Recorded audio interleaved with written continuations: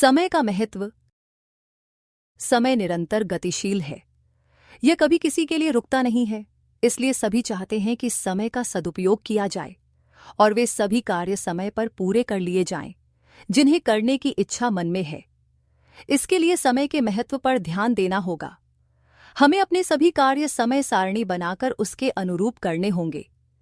आइए पढ़ते हैं कि धन वापस लौटकर आ सकता है, परंतु समय नहीं। हम प्रायः शिकायत करते रहते हैं समय के अभाव की, अवसर न मिलने की, पत्र का उत्तर न दे सके, समयाभाव रहा, कसरत नहीं कर सकता, क्या करें, समय ही नहीं बचता। किंतु यदि हम गहराई से विचार करें तो पाएंगे कि हमारी ये शिकायतें निर्मूल हैं, निराधार हैं। हम प्राप्त अवसर को समझ नहीं पाते और ऐसी शिकायतें करते हैं। यह हमारा आलस्य ही है जो सदैव समय के अभाव की दुहाई दिया करता है। वस्तुतः कोई भी ऐसा व्यक्ति नहीं जो व्यस्तताओं के बीच भी उन कामों को न कर सके जो उसे रुचिकर है तथा जिसे करना वह अनिवार्य मानता है। नेहरू जी कितना व्यस्त रहते थे। भारत के प्रधानमंत्री के नाते उन पर कितना दायित्व था। कुछ दिन पहले उनके साथ काम करने वाले एक सज्जन से बातें करने का सौभाग्य मिला। वे बताने लगे, नेहरू जी के पास रोज इतनी सारी फाइलें आती थीं, किंतु दूसरे दिन वे उन सभी को निपटाकर वापस भेज देते। जहां तक बस चलता, एक दिन की भी देर न करते। जरा सोचिए उनकी व्यस्तता को, जो दिन भर न जाने कितने आदमियों से मुलाकात करते थे, कितनी गंभीर समस्याओं पर विचार विमर्श करते थे, कितनी सभा सोसाइटियों में जाते थे, किंतु फिर भी व्यस्त जीवन में से कुछ समय अपने दैनिक व्यायाम और मनोरंजन के लिए निकाल ही लेते थे। गांधी जी भी कम व्यस्त नहीं रहते थे। दर्शनार्थियों की भीड़ तो उन्हें घेरे ही रहती, मुलाकातियों का भी तांता बंधा रहता।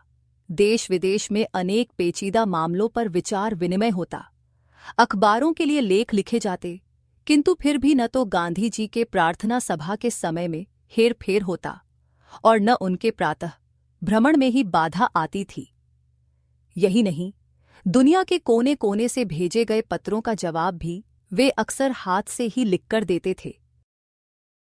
यदि हम अपने समय को सोच समझकर विभाजित कर लें और फिर उस पर दृढ़ता से आचरण करें तो अपने निश्चित व्यवसाय के अतिरिक्त भी अनेक कार्यों के लिए हमें पर्याप्त समय मिलता रहेगा। समय की कमी की शिकायत फिर कभी नहीं रहेगी।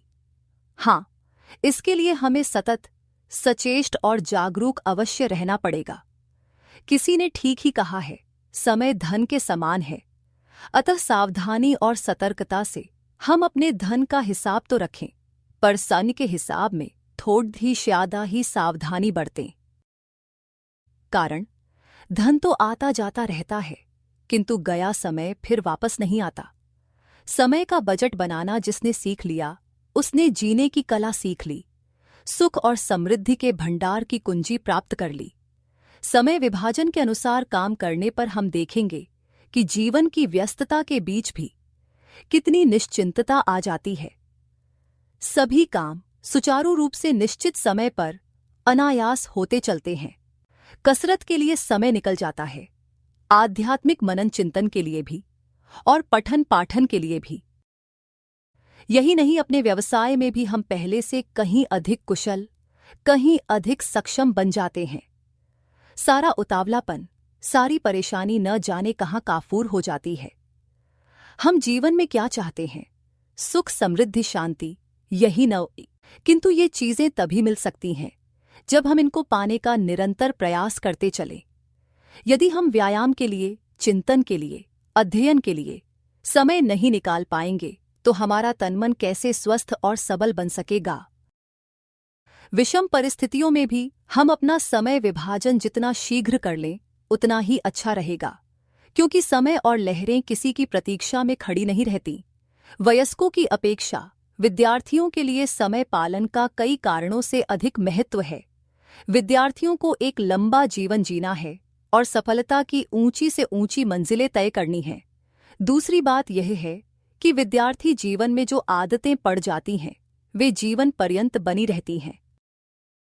विद्यालयों में छात्रों को समय तालिका दी जाती है, लेकिन वह केवल 5-6 में अच्छे अंकों से उत्तीर्ण होंगे, बल्कि सामाजिक, साहित्यिक, सांस्कृतिक आदि कार्यक्रमों तथा खेलकूद, व्यायाम आदि के लिए भी पर्याप्त समय निकाल सकेंगे। समय तालिका बनाने के बाद उनका दृढ़ता और निष्ठा के साथ पालन करना भी आवश्यक है। निर्धारित समय पर निश्चित काम करने से ही जीवन में सफलता मिलती है।